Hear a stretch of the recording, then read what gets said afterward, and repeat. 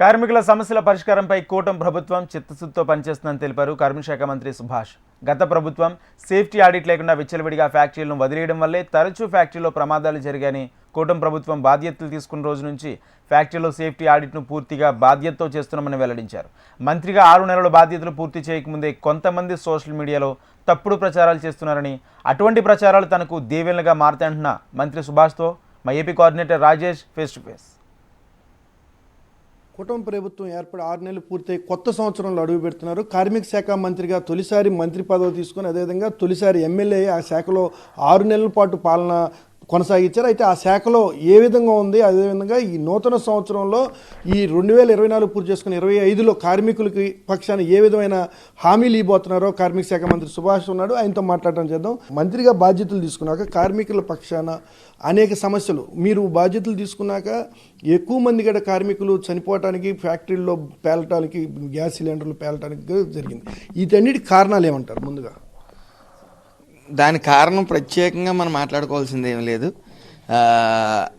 ప్రత్యేకించి గత 5 సంవత్సరాల పాలనలో ఈ కార్మిక శాఖ పూర్తిగా నిర్లక్ష్యంకి గురైంది.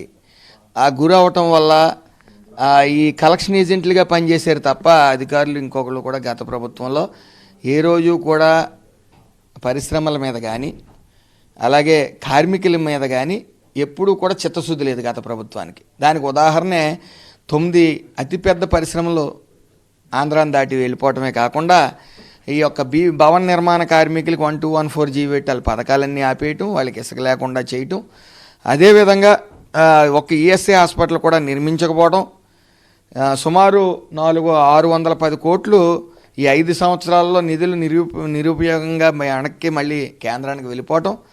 మీ పాలన 6 నెలలు పూర్తయింది. అయితే మిగతా రోజుల్లో ఇప్పుడు కొత్త సంవత్సరం అడుగు పెట్టినాక ఎటువంటి ప్రమాదాలు ఈ ఫ్యాక్టరీలో లేకుండా ఆడిట్ పూర్తయిందని మీరు భావిస్తున్నారా? చంద్రబాబు నాయుడు గారు ఎసెన్షియా కంపెనీలో ఇన్సిడెంట్ జరిగినప్పుడు సుమారు 16 మంది చనిపోయినప్పుడు వెంటనే రివ్యూ మీటింగ్కి వెంటనే వచ్చాక రివ్యూ మీటింగ్ మా అందరినీ పిలిచి ఇక మీదట అసలు జరగకూడదు, గత ప్రభుత్వం నిర్లక్ష్యం వల్ల జరిగింది, జరగకూడదని చెప్పి వసుధా మిశ్రా గారిది ఒక కమిటీ వేసి రిటైర్డ్ అయ్యేసరి వాళ్ళు ఎందుకు యాక్సిడెంట్లు జరుగుతున్నాయి, ఎందుకు ఏ నిర్లక్ష్యం వల్ల జరుగుతున్నాయి అనేది ఒక కమిటీ వేయడం జరిగింది. ఇంచుమించు అతి త్వరలో ఆ కమిటీ నివేదిక కూడా అందజేస్తారు. తర్వాత మేము కూడా జరగని ఫ్యాక్టరీస్ ఎక్కడైతే ఇన్సిడెంట్లు జరగలేదో అక్కడికి వెళ్ళి ఎందువల్ల జరగట్లేదు అనేది కూడా మేము ఒక ఐడియాకి వచ్చాం. దాన్ని కూడా ఆ రిపోర్ట్ను కూడా అతి త్వరలో మరి చంద్రబాబు నాయుడు గారు సారథ్యంలో రివ్యూ మీటింగ్లో ఇవన్నీ కూడా ఒక ఐడియాకి వచ్చి ఇక మీదట ఎక్కడా కూడా ఇన్సిడెంట్లు ఈ ఫ్యాక్టరీస్లో ఈ చావులని దూరం పెట్టాలని నిరంతరం మేము పనిచేస్తాం. అలాగే ఆ రివ్యూ మీటింగ్లో నిర్ణయం తీసుకోవడం జరుగుతుంది. కార్మికుల పక్షాన పనిచేయటమే నా బాధ్యత. ఎట్టి పరిస్థితుల్లో కూడా ట్రోలింగ్, సోషల్ మీడియాలో ఏవైతే తప్పుడు ట్రోలింగ్లు జరుగుతున్నాయో ఆ ట్రోలింగ్కి ఎక్కడా కూడా భయపడే ప్రసక్తే లేదు. ఖచ్చితంగా కార్మికుల పక్షాన పనిచేసి భవిష్యత్తులో కార్మిక శాఖలో ఎటువంటి ప్రమాదాలు లేకుండా ప్రమాద రహిత కార్మిక శాఖగా మిగల్చడమే నా ధ్యేయం అని చెబుతున్నారు మంత్రి సుభాష్. కెమెరా పర్సన్ గణేష్తో రాజేష్, HM TV, విజయవాడ.